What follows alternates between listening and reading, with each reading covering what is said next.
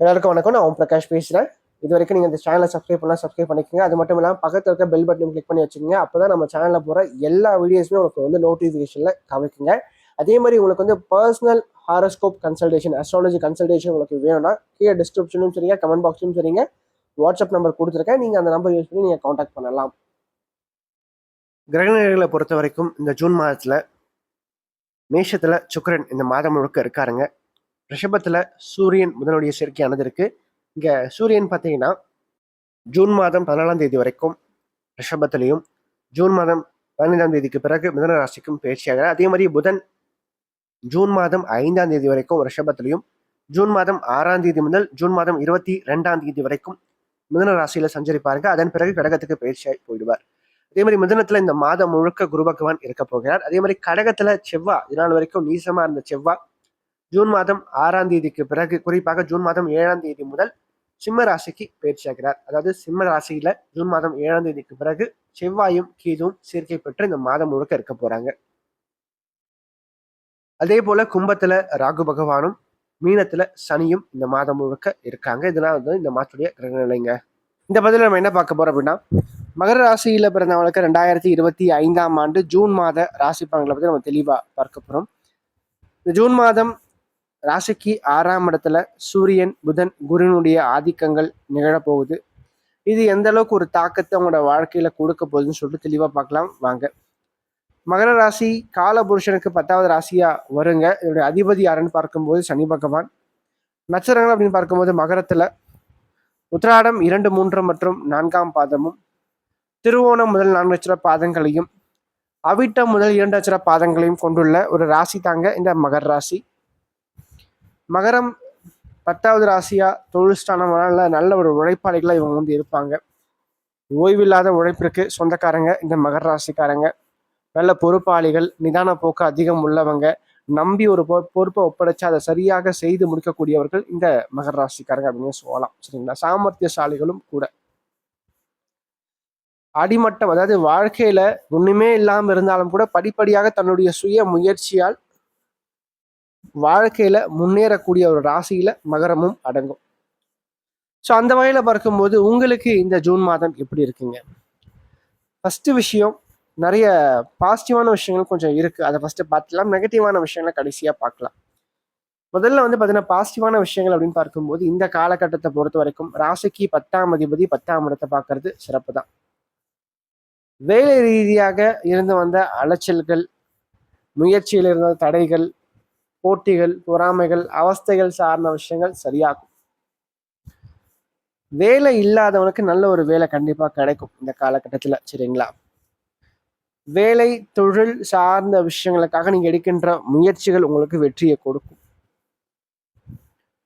படிச்சு முடிச்சுட்டு ஒரு உத்தியோகம் இல்லாம ஏதோ ஒரு கிடைச்ச வேலையை பார்த்துட்டு இருக்கவங்களுக்கு இப்போதைக்கு மனதிற்கு திருப்தியான ஒரு வகையில ஏதாச்சும் ஒரு வேலை கிடைக்கிறதன் வாய்ப்புகள் தற்போது உண்டு. ரெண்டாவது, பணியிடை நீக்கம் பெற்றவர்கள் மீண்டும் பணிக்கு திரும்புறதுக்கான சில வாய்ப்புகள் தற்போது கிடைக்கும்.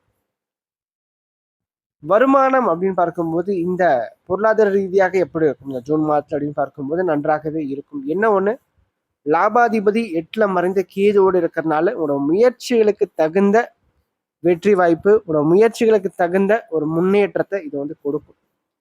நீங்க வேலையிலையும் சரி, தொழிலையும் சரி, வியாபாரத்திலையும் சரிங்க, எந்த அளவுக்கு நீங்க முயற்சிகள் எடுக்கிறீங்க, எந்த அளவுக்கு உங்க உழைப்பை நீங்க போடுறீங்களோ அந்த அளவுக்கு வருமானத்தையும் லாபத்தையும் நீங்க கண்டிப்பா பார்ப்பீங்க அப்படின்னே சொல்லலாம் உங்களை பொறுத்த வரைக்கும். அது மட்டும் இல்லாம எதுவுமே பண்ணாம என்னுடைய வாழ்க்கை வந்து முன்னேறுமா, எதுவுமே பண்ணாம எனக்கு வேலை கிடைக்குமான்னு கேட்டால் கண்டிப்பா கிடைக்காதுங்க. சரிங்களா? அதையும் நான் சொல்லிடுறேன். சரிங்களா? அதாவது நீங்க வந்து ஸ்டெப் எடுத்து முயற்சி பண்ணணும். நீங்க பண்ணாம இங்க எதுவுமே நடக்காது, எதுவுமே மாறாது. வாழ்க்கை எப்படி இருக்கோ அப்படியே தான் இருக்கும். ரெண்டாவது, ராசிக்கு 2ஆம் இடத்துல ராகு அமர்ந்து குருனுடைய பார்வையிலையும் செவ்வாயினுடைய பார்வையும் வாங்கி இருக்காருங்க. ஸோ இந்த காலகட்டத்தை பொறுத்த வரைக்கும் வருமானம் சார்ந்த விஷயங்கள் எப்படி இருக்கு அப்படின்னு பார்க்கும்போது நான் சொன்ன மாதிரி நல்லாவே இருக்குங்க. சரிங்களா? முயற்சிக்கு தகுந்த வெற்றி வாய்ப்புகள், முயற்சிக்கு தகுந்த முன்னேற்றங்கள், லாபங்கள் கண்டிப்பாக உண்டு. அதே மாதிரி குடும்ப வாழ்க்கையை பொறுத்த வரைக்கும் இந்த காலகட்டங்கள்ல கொஞ்சம் கவனம் கண்டிப்பாக தேவை. ரெண்டாவது பணம் கொடுக்கல் வாங்கல் விஷயத்துல கொஞ்சம் கவனம் நீங்க அதிகமா எடுத்துக்கணும். சரிங்களா? யாரையும் நம்பி பெரிதளவுக்கு ஒரு தொகையை கடனா கொடுக்க வேண்டாம், கைமாற்றாக கொடுக்க வேண்டாம், பெரிதளவுக்கு பணத்தை பெருசா ஒப்படைக்கவும் வேண்டாம். சரிங்களா? அப்படி ஒப்படைச்சிங்கன்னா ஏமாந்து போறதுக்கான வாய்ப்புகள் தான் தற்போது அதிகமாக இருக்கு. ரெண்டாவது ஆரோக்கியத்தை கொஞ்சம் அக்கறை நீங்க எடுத்துக்கணும். மகரத்தை பொறுத்த வரைக்கும் இந்த ஜூன் மாதம் ரொம்ப ரொம்ப சுமாரான ஒரு மாதமா தான் இருக்குங்க. சரிங்களா? காரணம், ஒரு ஜாதகத்துல 6ஆம் இடம் 8ஆம் இடம் ஒரு மனிதனுக்கு தேவையில்லாத எல்லா விஷயங்களும் அந்த 6 8ஆம் இடத்துல தான் வச்சிருக்காங்க நம்ம ஞானிகள். சரிங்களா?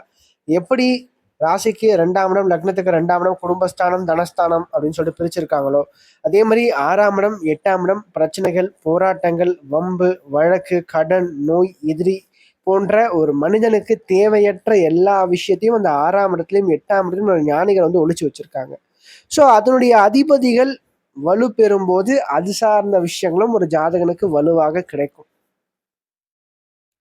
அந்த வகையில உங்களுக்கு பாத்தீங்கன்னா 6ஆம் இடத்துல சூரியன் 8ஆம் அதிபதி அவர் போய் 6ல மறைந்து புதனோட சேர்க்கை பெற்று கூட குருனுடைய ஆதிக்கம் இருக்கு. அப்ப 6 8 12ஆம் அதிபதிகள் ஒன்று கூடி 6ஆம் இடத்துல மறைவு பெற்று ராசிக்கு 12ஆம் இடமான விரயபாவத்தை பாக்குறாங்க. சரிங்களா?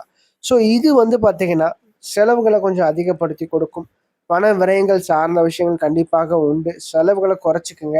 அதே மாதிரி தூர தேசங்கள் போய் அங்க போய் பிழைக்கிறதுக்கான சில வாய்ப்புகள் உருவாக்கி கொடுக்கறது, பயணங்கள் சார்ந்த விஷயங்களை அதிகப்படுத்தி கொடுக்கறது, வேலை ரீதியாக தொழில் ரீதியாக கொஞ்சம் அலைச்சல்களை கொடுக்கறது, இது சார்ந்த எல்லா விஷயம் தற்போது நடக்கும். அதே மாதிரி 6ஆம் இடம் அடிமை வேலை. சரிங்களா? ஸோ அப்போ உத்தியோகத்தையும் இது வந்து உண்டு பண்ணி கொடுக்கும், வேலையும் இது வந்து உண்டு பண்ணி கொடுக்கும். ஆனா உடல் உழைப்பு சார்ந்த விஷயங்கள் சற்று அதிகமாக இருக்கும் இந்த காலகட்டங்கள். சரிங்களா? அதை மட்டும் நீங்க கொஞ்சம் பார்த்துக்கணும். ரெண்டாவது உங்களோட அறிவும் திறமையும் உங்களை விட மற்றவங்களுக்குலாம் வந்து அதிகமா பயன்படுங்க இந்த காலகட்டங்கள்ல. சரிங்களா? அதையும் கொஞ்சம் நீங்க பார்த்துக்கணும். ரெண்டாவது குடும்ப வாழ்க்கையை பொறுத்த வரைக்கும் 8ல செவ்வாய்க்கு இது பேச்சுல கொஞ்சம் கவனம் தேவை. கொஞ்சம் விட்டு கொடுத்து பேசணும். ஃபேமிலி லைஃப்ல கணவன் மனைவிக்குள்ள கொஞ்சம் அந்த புரிதல் அப்படின்ற விஷயம் கொஞ்சம் குறைவா இருக்கும். கொஞ்சம் அனுசரிச்சு போங்க. பேச்சை கொஞ்சம் குறைச்சிக்குங்க. வார்த்தைகளால தான் அங்க வந்து பார்த்தீங்கன்னா பிரச்சனையே ஆரம்பிக்கும். வார்த்தைகளை குறைச்சிக்கிட்டாவே வாழ்க்கை உங்களை பொறுத்த வரைக்கும் சிறப்பா இருக்கும். ரெண்டாவது மாணவ மாணவியர்களை பொறுத்த வரைக்கும் ராசிக்கு 2ல ராகு 4ஆம் இடத்துன்னு சொல்லப்படக்கூடிய செவ்வாய் 8ல மறைவு பெற்றார். இந்த காலகட்டங்கள்ல படிப்பை தவிர்த்து மற்ற விஷயங்கள்ல ஆர்வம், ஈடுபாடு சார்ந்த விஷயங்கள இது வந்து உண்டு பண்ணி கொடுக்குங்க. சரிங்களா? படிப்பை விட மற்ற விஷயங்கள் தான் நீங்க அதிகமாக ஒரு கான்சன்ட்ரேஷன் பண்ணுவீங்க. சரிங்களா? அதனால வந்து முடிஞ்ச வரைக்கும் பார்த்தீங்கன்னா, இந்த காலகட்டங்கள்ல மற்ற விஷயங்கள கத்துக்குங்க. வேணான்னு சொல்லல. திறமைகளை வளர்த்துக்குங்க. குறிப்பா இயல், இசை, நடனம் சார்ந்த விஷயங்கள், கலை சம்பந்தப்பட்ட எழுத்து சார்ந்த விஷயங்கள்ல ஆர்வம் அதிகரிக்கும். இல்லைன்னு சொல்லல. அதே சமயத்துல கொஞ்சம் படிப்புக்கும் கொஞ்சம் முக்கியத்துவம் கொடுத்தா சிறப்பா இருக்கும். ஏன்னா கவனச்சிதறல்கள் சற்று அதிகமாக இருக்கும் இந்த டைமை பொறுத்த வரைக்கும். இதே மாதிரி சொன்ன மாதிரி திருமண வாழ்க்கை, குடும்பம் சார்ந்த விஷயங்களை கொஞ்சம் நீங்க விட்டு கொடுத்து போகணும். ரெண்டாவது ஆரோக்கியம், பணம் கொடுக்கல் வாங்கல் விஷயங்கள், கடன் சார்ந்த விஷயங்களையும் கொஞ்சம் நீங்க கவனம் எடுத்துக்கிட்டா சிறப்பா இருக்கும். சந்திராஷ்டம நாட்களை பொறுத்த வரைக்கும் இந்த ஜூன் மாதத்துல மகரத்துல திருவோணத்துல பிறந்தவனுக்கு ஜூன் மாதம் 1ஆம் தேதி இரவு 9:30 மணி முதல் ஜூன் மாதம் 4ஆம் தேதி காலை 7:30 வரைக்கும் சந்திராஷ்டமம் இருக்குங்க. அதே மாதிரி ஜூன் மாதம் 29 ஜூன் மாதம் 30ஆம் தேதியும் பார்த்தீங்கன்னா சந்திராஷ்டமம் நாட்களாக மகரம் திருமணத்துக்கு இருக்கும் அப்படின்னே சொல்லலாம். ஸோ இந்த காலகட்டத்தை பொறுத்த வரைக்கும் மகரம் திருமணத்தில் பிறந்தவங்களுக்கு ராசிக்கு 8ஆம் இடத்துல சந்திரன் கேது செவ்வாயினுடைய சேர்க்கையானது இருக்கும். அதாவது எல்லா சந்திராஷ்டமும் வந்து பார்த்தீங்கன்னா பிரச்சனையை கொடுக்கும். ஆனால் சில சந்திராஷ்டமங்கள் மட்டும் கொஞ்சம் பிரச்சனையை கொடுக்கும். அந்த வகையில மகரத்துல பிறந்தவங்களுக்கு இந்த சந்திராஷ்டிரம் கொஞ்சம் பாதிப்புகளை சற்று அதிகமாக தான் கொடுக்கும். இந்த நாட்கள்ல சந்திரனோட செவ்வாய் கேதுனுடைய சேர்க்கையானது இருக்கிறதுனால வாழ்க்கை துணையார் மனைவி சார்ந்த வழியில கொஞ்சம் சங்கடங்கள் ஏற்படும். கருத்து வேறுபாடுகள் கண்டிப்பாக குடும்பத்துல இருக்கும். ரெண்டாவது நண்பர்கள் கிட்ட கொஞ்சம் கவனமா நீங்க இருக்கணும். பணம் கொடுக்கல் வாங்கல் விஷயங்கள், பேச்சு சார்ந்த விஷயங்கள் கொஞ்சம் கவனமா இருங்க.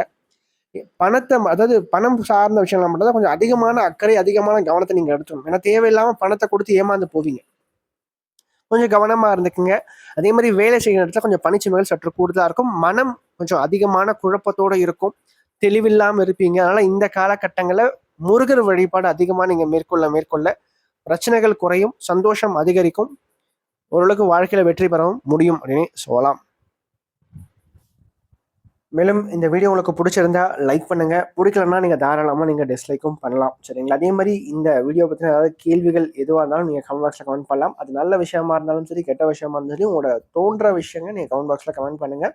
அது சரியா இருந்தா இன்னும் எனக்கு பூஸ்டப்பா இருக்கும். அது தவறான ஒரு இதுவா இருந்தா நான் அதை திருத்திக்கிறேன். சரிங்களா? நன்றி, வணக்கம்.